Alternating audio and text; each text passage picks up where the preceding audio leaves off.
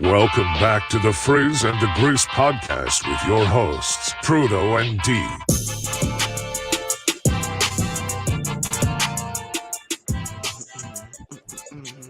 And we're back after another eventful week in the world and sports. D, what's going on, buddy? What a do, baby, man. What a weekend in sports. What a week in life, man. It's crazy. Mondays come at you quick. It feels like we just ended, but it's like just like that. We're back here in the booth, baby. One of my favorite Mondays on the calendar. Obviously, it's an important day. You know, Dr. Martin Luther King Jr. Did a lot for a lot of people in this country, especially the Black community. But I selfishly love this day because Monday holidays, there's nothing better than a Monday holiday. So did you have work off for it? Yeah. You did? Yeah. So we don't. We still worked. Yeah. We haven't quite gotten again, you work from home too, but we work from home and we're still, I think we're moving towards having certain holidays off, President's Day, Martin Luther King, Indigenous People holiday. But we just haven't quite gotten there yet. I would imagine if not next year, definitely like the year after that, they're going to start doing it. Cause like there's enough rumbling around the business. We'll say that. How do you dog? I would totally do some guilt shit. Be like, bruh, you can't give the black man off. You're not going to get off Martin Luther King Day. Like, what is your problem? So I've heard a lot of people say some stuff like that. You're not the first. You won't be the last. I can't pull that card. I actually just got promoted too. So like, I wasn't going to be like, yo, man, black people need this day off as like my first day being a CSM. Like literally was today. So like, imagine if I just broke into our meeting, which is like, yo, first line of business that we need to do. We need today off moving forward. Like, oh, you should. That would have that nah, bro. Every white person in that room so uncomfortable. Very. Everybody would have turned their cameras off via Zoom meeting, so probably could have done it just because. But nah, I can't do that. Well, it's funny because like my future sister-in-law works for USAA, which if you're not familiar, it's like the insurance company that I think they're like exclusively for military. It is, yep, and military spouses and families, shit like that. They don't get Veterans Day off. Really? Yeah, I was surprised. That's completely ass backwards is what some people would say. Yeah. That doesn't make too much sense. Yeah, so I don't know, man. I guess people need to get their priorities straight. So we're gonna do a lot of sports today. I think the meat of the show will be NFL, right? Because we were both tapped into the Super Wildcard weekend. We do have Frizz's 5. We took a break from that for a while. Diaz a list for us today. And then if we get to it, we'll see how much time we have towards the end. We'll do little NBA stuff because we haven't talked NBA in a while just because, it's been really exciting with the NFL and stuff like that. I do have a question, we get into a little tangent before the show. Yep. I don't know what you're going to say. I don't because I'm trying to read the room with you, D. How do you feel about these or just in general, the idea of seltzers? Are you a seltzer fan or not? So for those that get to listen to us tomorrow, yeah, what my co-host Trudeau showed me was that raspberry. Yeah, raspberry White Claw seltzer. I'm not gonna say that I'm not a fan. I'm not gonna grab them out the cooler, right? So like if there's a bunch of choices, that may be one of the last ones, right? Like I'm grabbing my Corona. That's the number one drink for me. If you guys ever poll, yes, Corona's the drink. Beer wise, I'm not really gonna. I mean, I'll grab a Mike's Hard just because of taste. The way that for me is if I'm gonna drink, I want to be able to actually like how it tastes. I enjoy the taste of Corona and a lime, like I really do. And is Mike's Hard lemonade really a hardo drink? No, but like I like iced tea. So like I'll drink lemonade and iced tea if it's gonna have some alcohol in it, right? Like there's nothing wrong with that. What's your hierarchy of like? All right, you're at a cookout. It's summertime. It's nice out, 80 degrees. They get the hot dogs on the grill. You open the cooler. Let's just imagine every beer is in there. Like, what's your hierarchy of what I'm grabbing out of the cooler? I'm grabbing a Corona. That's okay. 100%. I would say after that, if there's Heineken, I don't mind. Blue Moon, I don't mind, but Blue Moon's usually cans. Okay. I'm trying to think of what else is a very similar. I had a Blue Moon phase with you go to the bar and they give you the orange slice. That's kind of I think that was part of it too. It's like something that you could just put on like in your drink, which is probably the reason why I like Corona. I mean, I'm not the classic, like, American beers like Bud Heavy, Bush, Miller Lite, none of that. So like I'm not really gonna go outside of that, other than I would say just those three. I'm hoping, and I appreciate you jumping in, Jay. Yeah, that would be part of the reason why today we are going to be again explaining as much as we can, but time constraints because your boys got some playoff stuff to take care of this evening. But beer, I'm gonna say those are at least the top three. If it's anything that I'm just grabbing, you know what I mean? Outside of, I'm just grabbing a drink and just enjoying the summer. Yeah, I've been really into the seltzers, man, just because it's lighter, right? I feel good after I drink it, and the flavors are delicious. Raspberry, nah, but I got two for the podcast. I got Is that lemon lime? I saved the better one for the second, so I'm gonna pound the first one. Hopefully, get a little buzz by the time we're halfway through talking football today. I'm just not a fan of raspberry. I don't know, like raspberry anything to me just doesn't taste good. We already got top 5, but I want to get you top 5 fruits one day. That's all I'm saying. One day we can do that. There'll be a quick list because I don't eat fruits or drink or eat vegetables. Amen to that, man.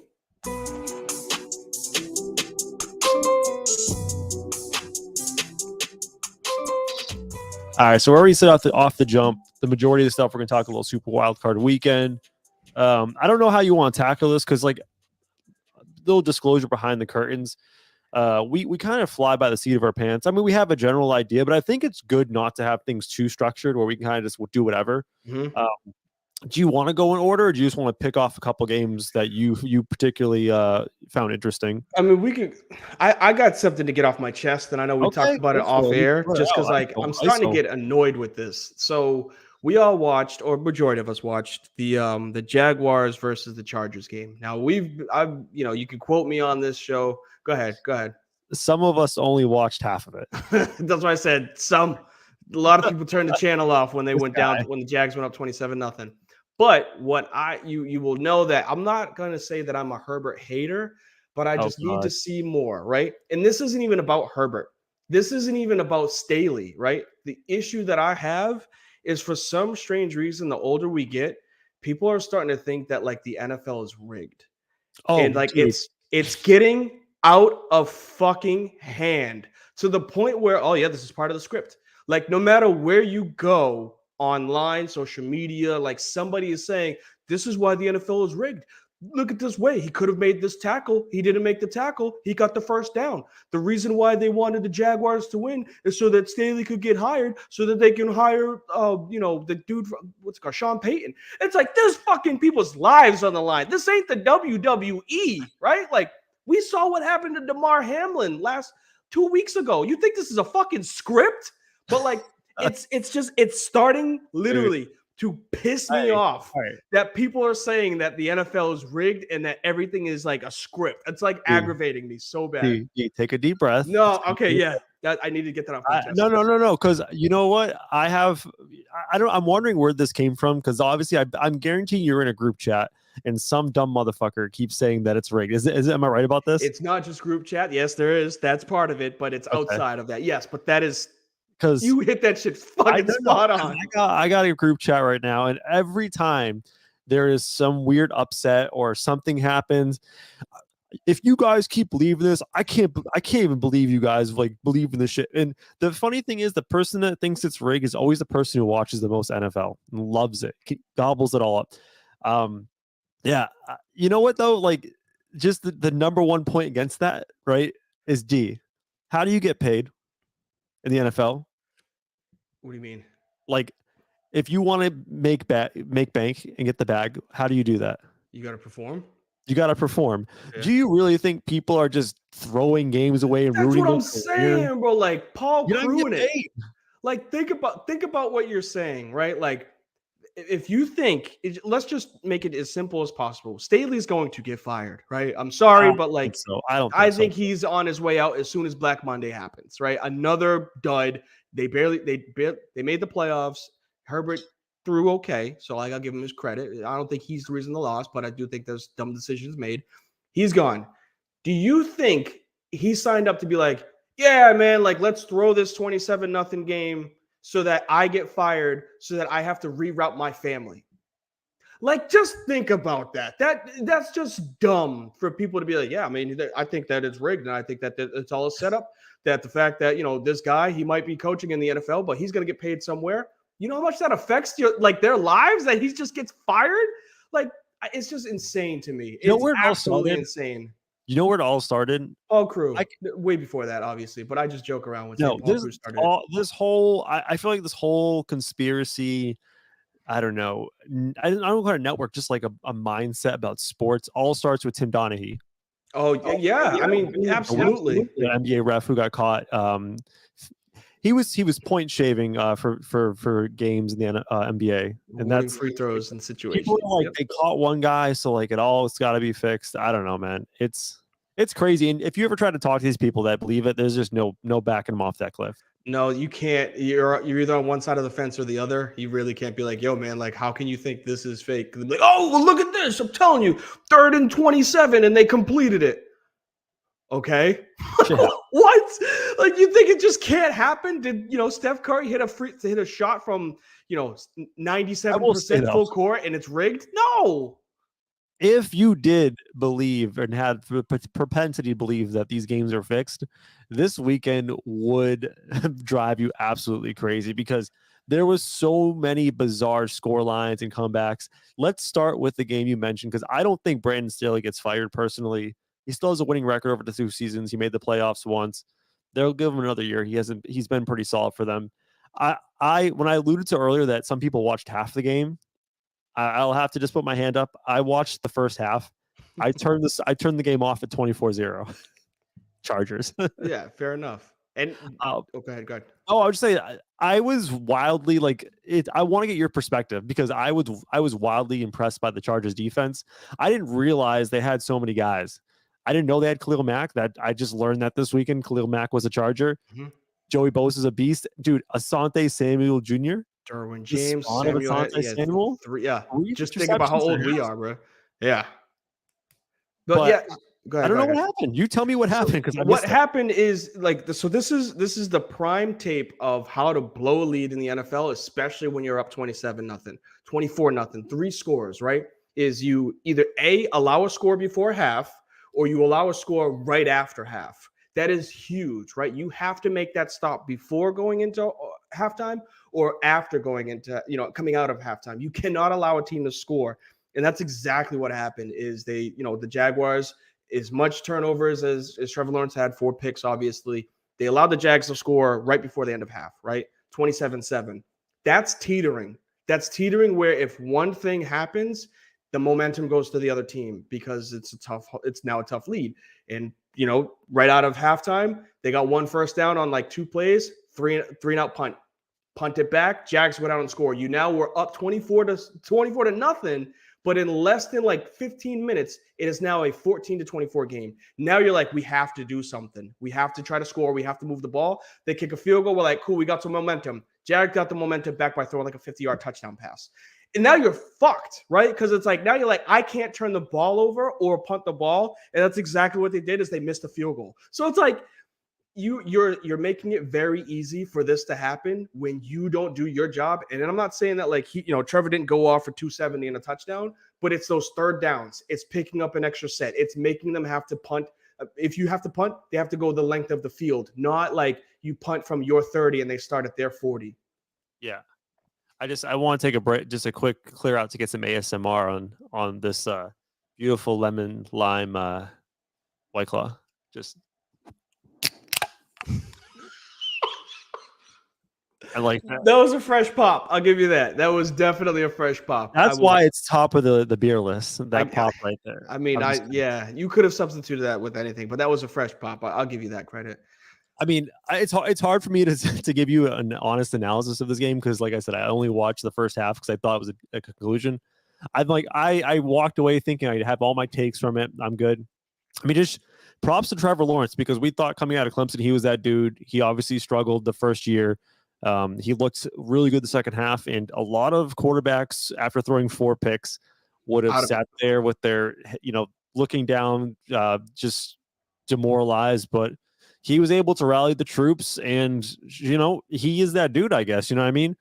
I thought, I mean, I didn't watch Herbert in the second half, so maybe you can give me some analysis, but Herbert was pinpoint in the first half. He looked fantastic. Placed the ball everywhere he wanted to go. Was that missing in the second half? Or is it just game script where they're just conservative running the ball? It's both. So it's timely misses. And like that's what separates good to great quarterbacks is can you throw like 25 for 43, right? Right around 50%, 60%. So like I'm not saying that he had a terrible game. It's just those you need a first down and it's 3rd and 4 and you don't get that first down. That is huge, especially in a game. You stop the clock, you punt it, they get a short field, they come down the field and score, right? And then you get the ball back and you try and do the same thing, run, pass, because you're trying to just run the clock out and you're just trying not to lose instead of trying to win. Huge difference between the two. And I feel like that bit them in the ass. You know, a missed field goal because you put the game in the lines of a kicker, and then a punt, and then all of a sudden, you know, you've given up 30 straight points. I do have like a bone to pick with kind of the national media surrounding the NFL, especially because I think it's very popular right now to just pound on Brandon Staley, the coach of the Chargers. It's been like that for a couple weeks now. I think there was a time in his first season where he was the darling. You know, he went for it on 4th down. People loved it, and at some point this all turned on him, and people started to hate all that stuff. You've said it yourself, and I've seen a lot of old heads in the game say it that they love seeing coaches play their guys in week 16 or 17 now, just to keep them fresh, ready for the playoffs. Like you mentioned several times, those Giants teams that made a deep run to the playoffs, and because they played their guys there last week. Brandon Staley plays Mike Williams, and everyone's rushing him. Why would you play him in a meaningless game? Yada yada yada. He gets hurt. 100% playing the outcome on that instead of the process. Because if he would have not gotten hurt, they would have applauded him for getting his guys ready for, you know, the biggest game in Wildcard Weekend. But instead, because he got hurt, everyone's just going to pile on him. And I just kind of think it's unfair. It's just like, let's just shit on Brandon Staley's show right now. That's the Monday morning quarterback. I don't know why I can't talk. But that's the Monday morning quarterback. I wouldn't shit on him for that. I will for in-game decision making, right? I will for going after, you know, going for a 2-point conversion because analytics say you should. Like that's the type of stuff I'll get on. I'm not gonna, you know, again, like I've said it before, I'm not gonna get mad at a coach for wanting to play his players because of the example that I gave with the Giants. Like when they went on their playoff runs because they were 9-8 or 9-7 with the 16, you know, games back in the day, like they were playing playoff football leading into the playoffs. So essentially they're geared up for it. So there's nothing wrong with trying to do that. It's just, again, armchair Monday morning quarterbacks, hindsight's 2020, when one of your star players get hurt before a playoff game and you look back on it like maybe we shouldn't have played him. But like that's not going to be something that I would say why a man should lose his job. And just kind of like to look ahead. So the Jags did win. Obviously, they can get that great comeback. They're playing the Chiefs next week. Kansas City's favored right now by 8.5. I mean, I don't think the Jags, I think their story probably ends this week. But just a thing that people forgot is, do you know Calvin Ridley is a Jag? Next year, yes, I did remember that. Yes, yeah, we talked about that actually. Yeah, this team's future is bright. Very. Regardless of what happens next week, to get your feet wet in the playoffs, go through some adversity. I'm excited to see what they do. And can you give me the shout out for Duval?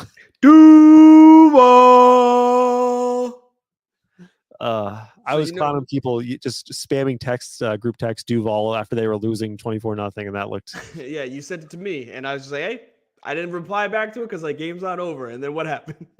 You gave me the Duval back, like I saw it, like midnight. Yep, but no, and in all honesty, we can wrap this one up. I think Doug Peterson is showing, you know, the true Trevor Lawrence when he can play without turnovers. He can actually respond well. I said it was a problem back when he was at Clemson. You know, he would get the turnover at the wrong time, and it's how he would respond to it. And he's doing the same thing. But we also saw, and this is not the comparison yet, but I do know that he was compared to him when he came out of college. Peyton Manning led the NFL in turnovers the year that he first came into the NFL. He like broke the record for most interceptions in the history of the NFL, right, as a rookie. Mm-hmm. Turns out to be a Hall of Fame quarterback. I'm not saying Trevor Lawrence is Peyton Manning, but when he was coming out of the draft, the metrics were the exact same thing grading-wise, that he is going to be or has the ability to be the best quarterback in the NFL history, like a Peyton Manning. Not saying that he can't, not saying that he is. It's just that he's responding well to adversity when some people, they get a shell of themselves if they throw a pick. They just can't respond well, and he did. Yeah, the ability to kind of black out and fight your way back is definitely one in a winning quarterback. I don't know. I think the conversation on this game will be pretty limited, right? 49ers and Seahawks. Of the slate of games, probably the least interesting, in my opinion, of all of the games. It didn't have the wow factor, but it has the Mr. Irrelevant factor. It's the cute story. You can go in on it, obviously, for that. Yeah, no, I mean, I'm still. I mean, am I the only one? I'm on an island. I wonder if anyone here is still holding out on Brock Purdy, because listen. I know people like, oh well, Tom Brady did it, but like, you don't go from being a 6th round, 7th round quarterback in your rookie, your first attempt at a starter, and have this much success. The wheels are going to fall off at some point. This isn't going to keep riding out. I'm going to sound like a fool probably in 4 weeks when they win the Super Bowl with Brock Purdy. But I can't believe it. I'm more curious on the Seahawks side. And you can touch on the 49ers if you want, but I'm curious what they're going to do going forward with Geno, because Geno's been better, and he was the best. He's been the best. This has been the best season in Seahawks history. He's been better than the guy he replaced in Russ. And I don't think they expected this out of him. But now that you're here, do you stick with Geno, or I think they have the 4th overall pick right now, or do you go ahead and get one of these, top end quarterbacks, your CJ Stroud or your Swaggy P from Alabama? I always want to call him. It's Nick. It's Bryce Young. Why do I want to say Nick Young every time? Just because Swaggy P is definitely that guy. Yeah. I mean, I'll touch on both. Tell you the truth. Obviously, I'll give my take on Brock. I think Seahawks are in a playing with house money like area right now. Like, they are best of both worlds. I think they can get away with, because correct me if I'm wrong, franchise tags don't go against your cap, right? I don't know that. I would assume it did, though. I thought there was something. Maybe I'm thinking of the bird rights with the NBA. I know that there's some type of tag that a player can get, and it doesn't really go against your cap. In the NBA, you can go over the cap if you bird right a player. Gotcha. So maybe I'm, again, way off. You're more onto the cap stuff for both leagues than I am, but I do know that with the way that they have their setup with the 4th pick, they could still draft a guy and just franchise, Geno. The reason why I say you would do that is because you don't need to have. They're winning right now, right? They can get the quarterback of the future, and they can have the guy that can season him. Right? Hey, this is what you could. This is what essentially what you could take over. We know that we're not going to be long term with Geno. But if No, I don't know if they can franchise him. I think there's a rule about how many years you have to be on a team before you get franchise. Well, then here we go. Then that kills my whole assumption if that's the case. I don't think that they sign him long term. Then if they can't franchise him, do you think he's worthy of a long term deal? No, because you got the 4th pick. You know his ceiling. Not that it's not great, like coming off of the season that he had, but Geno Smith's ceiling. Are you really going to win a Super Bowl with him? Probably not. Are you going to be a contender? Yeah, you will be. But like, that's not what we're here to be. We're here to win Super Bowls.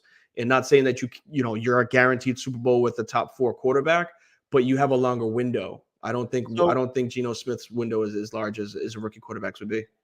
I know this is more this what I'm going to say is more true in the NBA than NFL, but I had this thought, and I'm glad we went down this road. I had this thought on, was it Friday? When was the Mega Millions drawing? On Friday? I think it was Friday, yeah. Okay. So I went to the store, got a few bucks, got a 20 out of the ATM, right? I want to buy some Mega Millions because I wanted to be a billionaire. Did not happen. That's why I'm here still today. Nope. I'd be here today if I won $1 billion. I'd show up still. Yeah.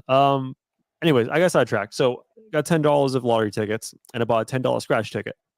And on the ride home, I was so excited about the $10 scratch ticket because it could be $1 million, could be $10,000, could be $1,000, it could get $100 on it. Like, there's so many good possibilities, but in reality, there's like a 15% chance of actually getting anything. Like, I think 80% of the scratchies are losers, and that's kind of what these draft picks are. I think that a lot of teams and GMs view the positive, right? Like, this could be $1 million scratch ticket.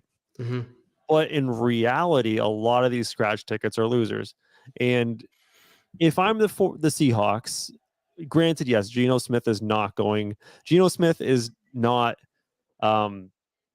Patrick Mahomes. He's not that top 10 or top, end quarterback, but he's solid. He's serviceable. He can win you games. And I think if you're trying to draft a quarterback at number 4, you're reaching for those scratch tickets. And listen, we all know the Geno Smith story. It's been a weird career, right? He's been knocked out of the league literally by being punched in the face with the Jets. Mm-hmm. And I think he's happy. He's in a good spot. If they offer him a team-friendly deal for 3 years, I think it's win-win for both, both the organization and himself. He gets stability, give him $20 million a year over 3, like $20 million per year for 3 years. It's not killing you, right? He's happy. He can stay somewhere where he's successful, and everyone's happy. That's what I think they should do. The more that you explain this, the more it just makes me think about other stuff involved with the trade. They got multiple first-round picks for Russell, right? Yeah, so their 4th overall pick this year is actually the Broncos pick. Yeah, that's the part of it. The reason why I say that is you have to, if they're going to sign him, I don't think that they're winning a Super Bowl with Geno Smith. I don't think they're winning an NFC championship with Geno Smith. Will he win games? Yeah, sure. You have to find out when you can reset the clock, though, right? Because you can't be mediocre. And if you sit there and you dwindle between barely making the playoffs and not making the playoffs, and you're between 10 and 15 each year, that's when it's a problem. That's when you never get to reset the clock. Pete Carroll is one of the oldest coaches in the NFL. He wants to win one before he's done, right? Like, I'm sure that that's his thing. And getting a younger quarterback will allow him the ability to do that, to do what they won, back in 2011, whatever the time they won their Super Bowl. Younger quarterback, they're able to build with pieces around him where they don't have to put money into the quarterback. They can just buy other, other assets in free agency. And I don't want to jump the horse here. Is that the expression? I think jump the cart, whatever. But jump the horse. I hope we're not jumping horses, bro. Expression, maybe so like how to tell yourself. But we had this conversation about the Ravens and Lamar Jackson, and I know we'll talk about that game maybe later, but I think part of the holdup with the Ravens and Lamar Jackson is they have to really look at themselves in the mirror and be like, are we competent enough, and do we have the pieces on a rookie deal to win with Lamar Jackson if we give him $40 million guaranteed? And they're probably saying no. To your point, right? If you pay a quarterback less, you can spend money elsewhere. With Lamar, if you give him that guaranteed $40 million deal, and everyone complains about him having no weapons, you'll never get him the weapons unless you draft like a maniac and just nail every pick. And again, those lottery tickets, they don't always hit. So from that standpoint, I could see why the Ravens might say, let's reset the clock there. With Geno, it's a good scenario where sometimes the middle of the road, the 6th to 12th, we do people to quarterback rankings all the time. Sometimes the 12th quarterback can be a blessing in disguise, because if you get him on the right deal, you can spend money and retain that stud wide receiver. And those Seahawks receivers, pretty damn good. Yeah, and that's what I was talking about with the draft picks for the Broncos. We might not have it anymore, but like I don't know. Let's run. I thought we were going to retire it because we weren't going to talk about them, but I think it's going to be done after this week because now the Seahawks are out. But with those picks, I don't believe that the Broncos will be as bad as they were this year again. They have talent. They have no coaching, right? So like he's gone. So like I think they have the tools. They just needed to be in the right direction. So will they get another high top 10, top 5 pick? Probably not. But you can win a Super Bowl with Ben Roethlisberger. You can win a Super Bowl with what we saw, Russell Wilson. I'm not saying that they got to draft him in the second round. They were very good, though, there. Like, when they did when they were, like, at the top of their game. They had the defense to play. They had some receivers that were in play, and then they came in and they drafted a quarterback. With Peyton Manning and a noodle arm.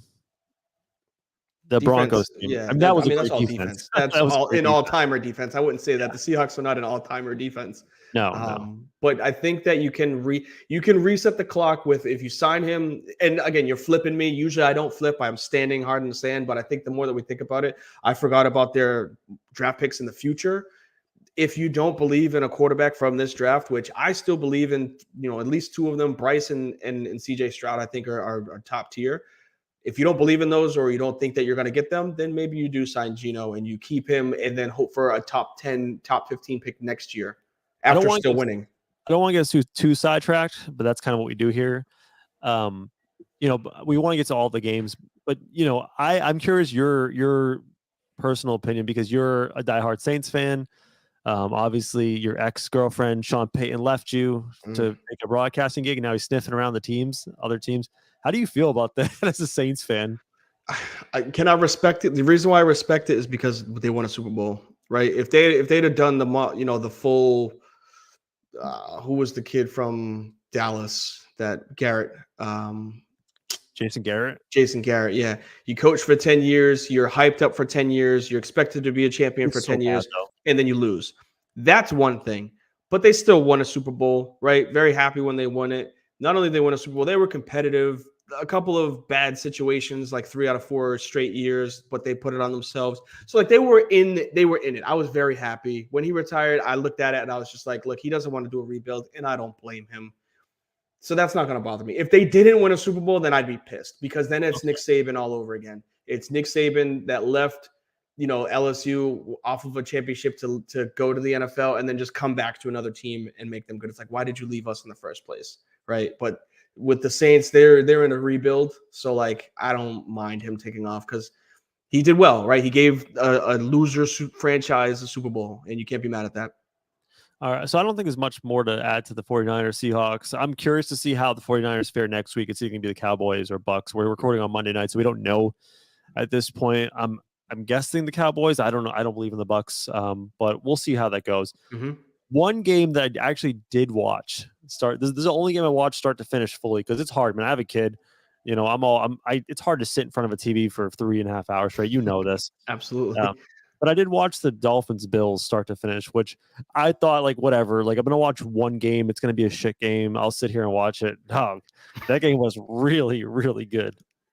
Yeah, I'm actually kind of upset that Tua didn't play this game. What did I text you? Yeah, that one was tough, because if there was a week where the Bills just got, hey, man, you fucked up, you dropped the bag, this was it. Right. I think this was the one that like wakes them up to be like, look, if you guys are going to win the Super Bowl, you can't do this again. Josh Allen played Josh Allen like, where you start to play turnover style games.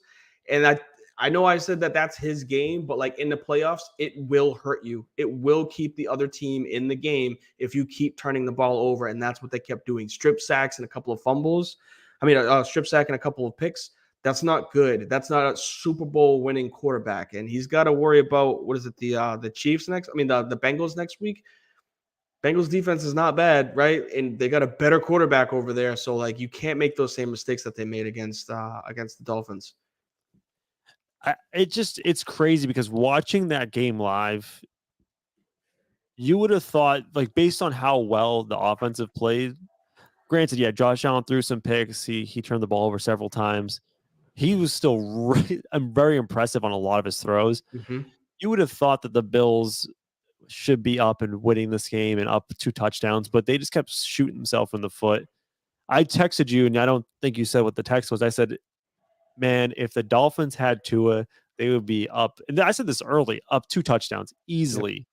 That offense for the Dolphins was just abysmal. Even guys like Waddle and Tyreek Hill were dropping easy completions, like very uncharacteristic. And for some reason, the game was still lock, neck tied. It comes down to turnovers. Like that was almost the big story from this weekend. That's kind of what happened with the Ravens and Bengals that decided the game. And we said several weeks back about Josh Allen. I asked you, is this anything that Josh Allen led the league in interceptions? And you said no, because you take the good with the bad with Josh Allen, and there is a tipping point, right? Like if you let me put it this way: Josh Allen can throw picks because he's a phenomenal player and he makes up for it with the big plays. But there's a tipping point where it goes south for you, and I think that they are lucky maybe to get it out of their system now, like you alluded to. But against a better team down the line, you can't have this happen again. Absolutely not. Just you look at the stats, and it's actually kind of comical that the Dolphins put up 31 points. They got 180 yards from their quarterback and 42 yards from their running back core. That's bad, man. That's abysmal.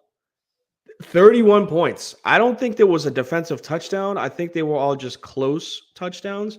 I don't remember there being like a pick six or anything like Dolphins that. special teams too, really good in this game. They had a big return. Wasn't there a fumble by a Bills? I might be making up like a Bills returner and a fumble. I don't know. Yeah, well, sorry, they had a fumble recovery for a touchdown on Josh Allen. It was the one that, like, he got stripped and then somebody like almost punted it, kicked it back like 10, 15 yards, and they picked it up, scooped, and scored.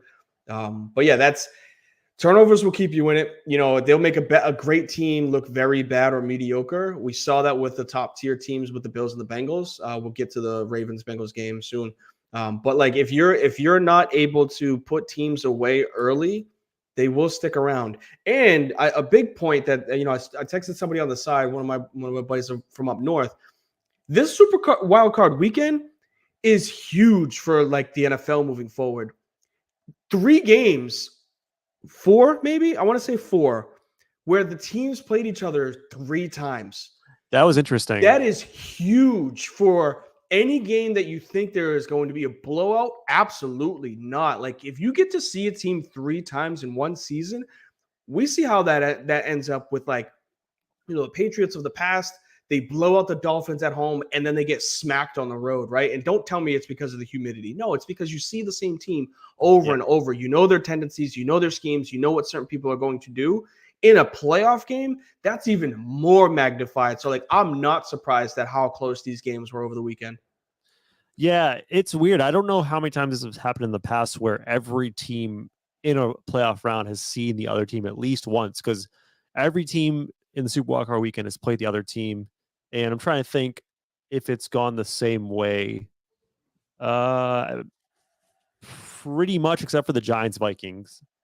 Everything else has gone kind of chalk to what you've seen in the regular season up to this point. I just took a peek at the Cowboys Bucks. Cowboys are up, so I'm thinking that one goes the other way again. Dolphins Bills is a really surprisingly fun game. Hoping for the best for Tua, his health next year, because I think this team could be special with Tua. Their defense got together. They gave up 34 points, but their defense was forcing turnovers. So, the one concern I have for the Bills, and I'll have this for the remainder of time, is their run game's kind of abysmal. I don't know if they're ever going to fix that, but we'll see how that turns out for them. I still think they should be up there as the favorite, if not like top 2 favorite to win the Super Bowl. Yeah, if they get that, I don't think the running game is bad because they split. They don't have a bell cow, but Cook, Singletary, and then you mix in a couple of Josh Allen runs. They're still flirting 110, 120 per game, right? 40, 40, and 30. They just don't seem to have like a dominant run game where if they want to run the ball, that's that part right there. Have to mix it in. It's kind of like they pass first all the time. They can't just milk the clock. Right. That's huge for putting teams away, because if you can't do that, if you can only get 3 yards per clip, which essentially will end up with, like I said, 40, 40, and 30 with your 2 running backs and quarterback, 3rd and 4th quarter, when you have the lead, you're going to allow the other team to stay in it if you can't run the ball. So like that is going to be huge when you go up against, potential teams that have really good running backs, especially when you face the Bengals this weekend. I was just looking at who's remaining, and I would say of the favorites to win the Super Bowl, I would say the top 2 favorites in the Super Bowl, probably the Bills. I haven't looked at the odds, so I'm guessing it's probably the Bills and the Chiefs. Maybe followed by the Bengals. I don't know if people take the 49ers over them, but those 3 teams, their run game, I don't know, man. It's kind of non-existent. So they got the quarterback, but the Bengals have the better of those remaining. The Bengals have the 49ers on the opposite side with McCaffrey. McCaffrey's just run game. Yeah, he's also used in different situations, which affects the way that they run. All right, so the next game, Giants Vikings. It's Kirk Cousins. That's all. It's just Kirk being Kirk. I don't to the audience. Look, man. Sure. So for those that didn't get to watch it, Kirk Cousins being Kirk Cousins, by the way, for most of the game. The thing is, like I said with the Lawrence and the Herbert situations, it's not the fact that he went 90% passing. If I'm looking at it, it's like 270 off of. I think he only had like 5 incomplete passes. If I look at it correctly, it's not 8 incomplete passes. It's not the fact that he threw for 80%. It's the decision making when he threw those incomplete passes. It's the didn't throw for the first down, you came up short. It's the incomplete pass on 3rd and 6, so it led to a punt. It's the short throw for, it's 1st and 10, you take the 2-yard dump off, right? Instead of trying to stretch the field. Those are the decisions making, like bad decision making, that make Kirk Cousins a average to below average quarterback. In the way that the game ended, I texted my friend, he's a Minnesota Vikings fan, and I said, if he's throwing to Justin Jefferson or KJ Osborne or even old ass Adam Thielen, they're still not making that play on 4th and 10, throwing it 3 yards short of the first. Like, he would have had to break the tackle. Granted, the guy that caught the pass, TJ Hawkinson. So, like, the 5th option. For Kirk Cousins, the first option. If he's on any other team in the NFL, he's the 5th option. He would have had to break a tackle with other people, closing in on him, break those tackles, and then find a way to get 9 yards. I just don't understand when your playoff lives are on the line. That's the decision you made. And miss me with, he had pressure. He had to get rid of it quick. It's the end of the game. At least show me something where you're trying to fight for that fucking first down, break a sack and do something and throw it down the field, not take the check down 2 yards and then be like, oh man, I thought TJ Hawkinson was going to break 30 tackles and get the first down. I don't know what was going through his head on that pass. 4th and 8, you mean worst case scenario, you just bomb it down the field to Justin Jefferson. Know where Justin Jefferson is, and he'll give you a chance. It's crazy though. Like, for the most part, that Giants defense did a great job covering up Justin Jefferson. He went 4 for 47, no touchdowns. Adam Thielen 3 for 50. The only one that really killed him was TJ Hawkinson. Mm-hmm. So that's kind of surprising from the Giants. Obviously, we know Kirk Cousins, who he is. He's probably, your 12th to 8th best quarterback in the league, depending on the week. Obviously, he has weeks where he looks like a bonehead and throws 2-yard dump off on 4th down. He'll have weeks where he lights the world on fire. I think he's a free agent after the season. I think it's an interesting conversation on both sides of this ball. And I know we're talking about quarterbacks, but that's kind of like how a lot of fans kind of relate to each team. We just talked about that Kirk Cousins just finished a year making, I think, $30 million or $35 million a year. Unbelievable. What do you do if you're the Vikings? Because, like, here's the thing, and I was thinking about this when I was making dinner tonight. I do a lot of thinking about football when I'm making dinner. Man's best time thinking is when I'm cooking dinner.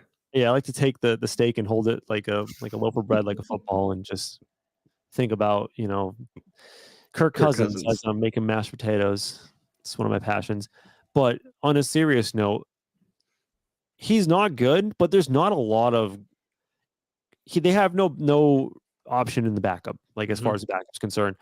And there's not going to be a ton of great options as far as free agency unless you are willing to maybe, trade away first-round picks and get Lamar Jackson.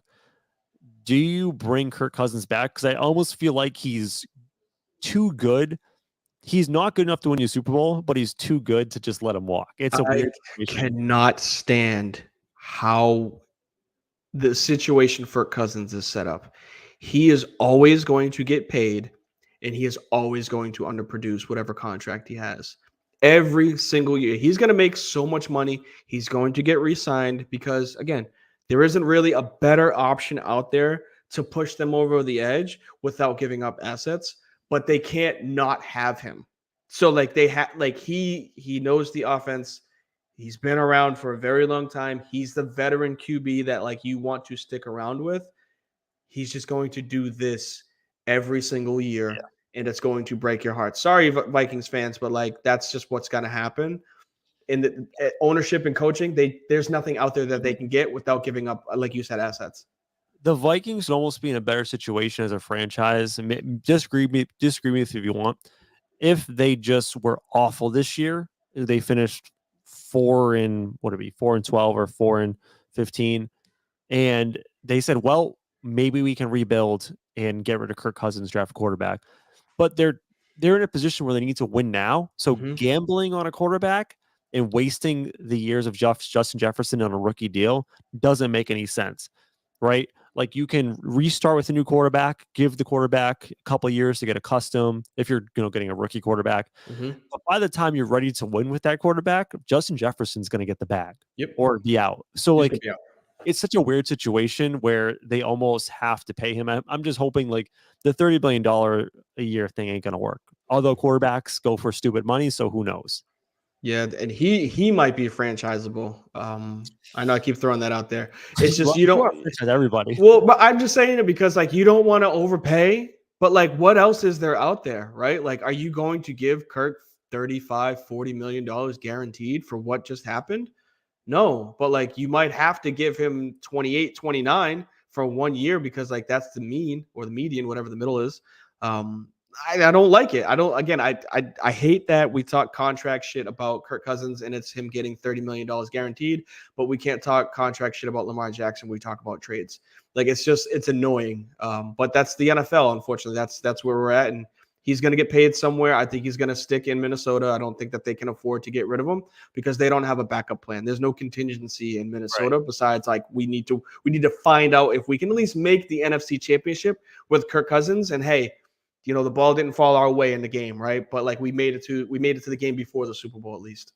And so I want to talk about the Giants real quick, but before we get to the Giants offense, just their defense, very impressive in this game. Obviously, I said they shut down Justin Jefferson for the most part. Thibodeau, that kid Thibodeau, that. He's great. He's great. Great draft pick. Yeah. Was he LSU kid? No. Thibodeau. I don't want to say. I know that I don't think he was like Georgia or Oregon. Okay. Yeah, I was say he wasn't a top like SEC guy. He was somewhere else, but yeah, he came out. When I hear Thibodeau with an EAUX at the end, I'm like, oh, he must be from the Bengals or the Bayou. That is. No, he wasn't a Southern guy. So just the weird thing on the Giants. Obviously, first of all, I after this game, I want to give Daboll Coach of the Year. Like, just give it to the man. Like what he's done to this team, it's insane. But they have obviously some issues. Well, first of all, before we get to like what's going on with them, what did I text you towards the end of that game about Danny Dimes? Yeah, Danny Dimes. He's playing himself into a contract. No, I think Danny Dimes is a top 10 quarterback in the NFL. I don't know. Is that a hot take? I don't think so because I don't think you're quite off. Because I think I responded by talking about Goff, where the right coaching can change a motherfucker big time. And Daboll is utilizing Daniel Jones. I want to call him Danny Dimes all the time, but utilizing Daniel Jones phenomenally this season. And who knows what happens moving forward. But if he does what he's doing continuously, he's got the arm, he's got the mobility, and he's making the right reads. What doesn't put him in the top 10 for quarterbacks right now, right? Are you going to take Danny Dimes or Kirk Cousins? I'm taking Daniel Jones right now. Yeah, I'm taking Danny Dimes. Let's play this game. Let's just play this fun game. just in a complete redraft, right? I'm just going to throw some names and ask you who you take. Ready? Danny Dimes, Mac Jones. I don't know where you're going that one. We don't have to ask a question like that. Just answer. I'm going Jones. All right. Yeah. Danny Dimes, Ryan Tannehill. Jones. Danny Dimes or Derek Carr. Jones. Danny Dimes, Jalen Hurts. Hurts. Yeah, that's pretty. I'm trying to find like a good comp. You said Kirk Cousins. Just 1 year, right? Just 1 year. We're not talking long term. Next year, if you don't win, you die. Danny Dimes, Aaron Rodgers. Ooh. Where's A-Rod? Just you're starting a franchise, your team. That doesn't help because Aaron Rodgers' mood depends on the team around him. I'm going Rodgers. Okay, interesting. Yeah. Danny Dimes, last one, or Geno Smith. Jones. Yeah, I think Geno was a flash. I'm taking Danny Dimes over Aaron Rodgers. I don't know why I'm so high on Danny Dimes. I don't know what it is. And you know what the crazy thing is week after week after week, Daniel Jones gets like 50 plus rushing yards. Is it because he is a goofy white guy? The defense is like, nah, he ain't gonna run. No, he's quick.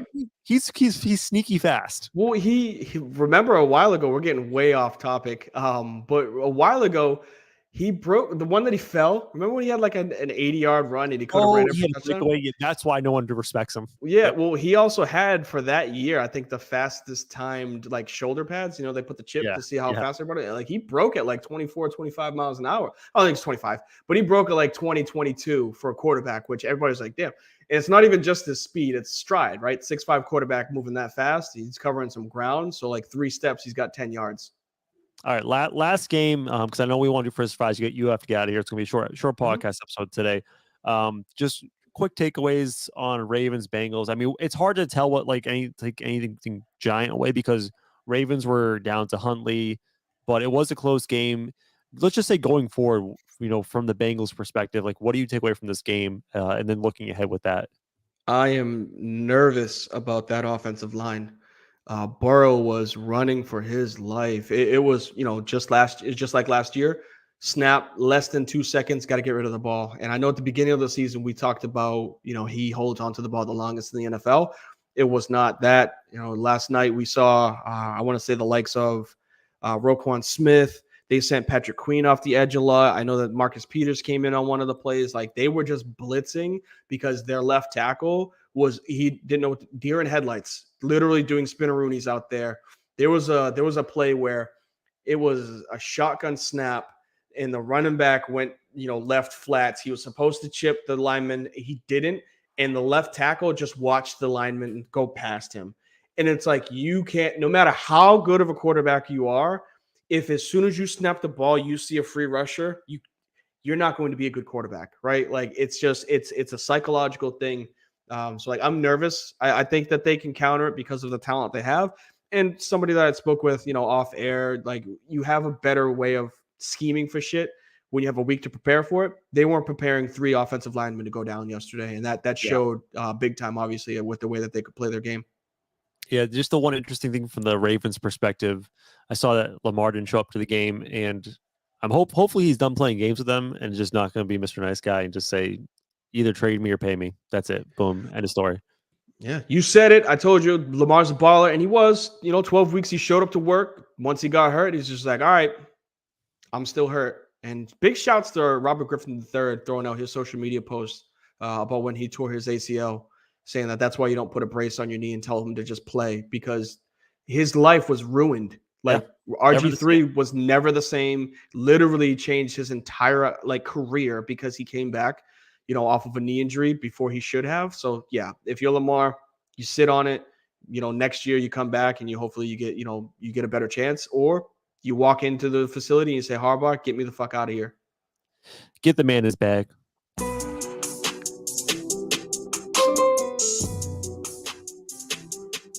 We're going to do things a little different today. Abbreviated show. We wanted to talk a lot of football up front. We have about 5 more minutes left in the show. We're going to finish Dave versus 5 because obviously it's the best, most popular segment in all of podcasting. Prepare yourselves for the greatest and most unique segment in podcast history. Let's rank some stuff with D. It's time for Frizz's 5. Whew!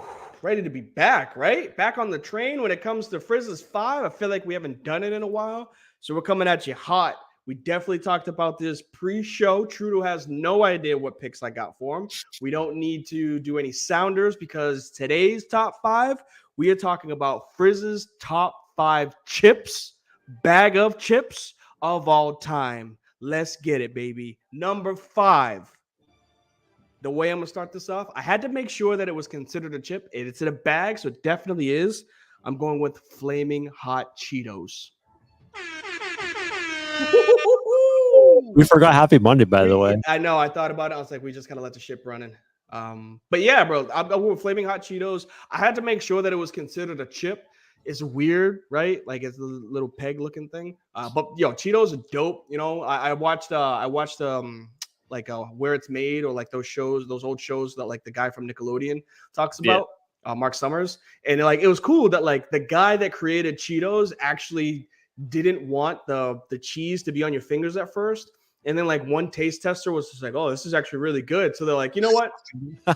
Keep that shit on it. Make it so that people have orange fingers every time they eat my chips. And so like it stuck. So it was a cool little story. But yeah, I'm definitely going with some Flamin' Hot Cheetos. Is Never 5. had Flamin' Hot Cheetos.